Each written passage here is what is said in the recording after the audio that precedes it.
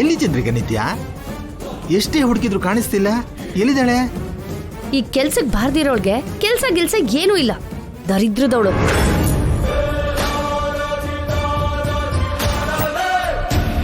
ನಿಜವಾಗ್ಲೂ ನಿತ್ಯ ಒಬ್ಳು ಹುಚ್ಚಿ ಪಿಶಾಚಿ. ತಾನು ನಿದ್ದೆ ಮಾಡಲ್ಲ, ನಮಗೂ ನಿದ್ದೆ ಮಾಡಕ್ ಬಿಡಲ್ಲ. ದೊಡ್ಡ ಸ್ಯಾಡಿಸ್ಟ್ ಅವಳು. ಯಾವ ಮುಹೂರ್ತದಲ್ಲಿ ಹುಟ್ಟಿದ್ಲೋ ಏನೋ ನಮ್ಮನ್ನ ಕಿತ್ಕೊಂಡು ತಿಂತಾ ಇದ್ದಾಳೆ. ಯಾವ ಜನ್ಮದಲ್ಲೂ ಏನೋ ಪಾಪ ಮಾಡಿಡ್ತೀವಿ ಚಂದ್ರಿಕಾ, ಅದಕ್ಕೆ ಈ ದೇವದ ಕೈಗೆ ಸಿಕ್ಕಾಕೊಂಡಿದ್ದೀವಿ.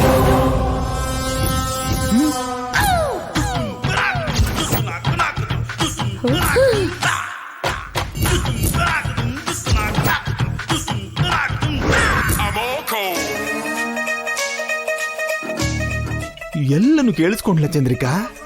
ಒಂದಕ್ಷರನು ಬಿಡ್ದ ಕೇಳಿಸ್ಕೊಂಡಿರ್ತಾಳೆ. ಇವಾಗ ಏನ್ ದಾರಿ?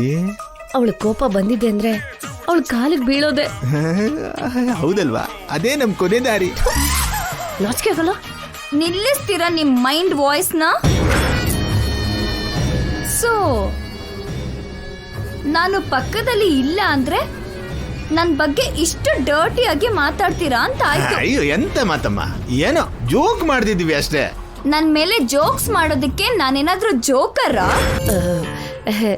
ಅಂದ್ರೆ ಅದೇನೋ ಲಾಫಿಂಗ್ ಥೆರಪಿ ಅಂತಾರಲ್ಲಮ್ಮ, ಬೆಳಗ್ಗೆನೆ ಅಂತ ನಕ್ಕಿದ್ರೆ ಆರೋಗ್ಯಕ್ಕೆ ಒಳ್ಳೇದಲ್ವೇನಮ್ಮ?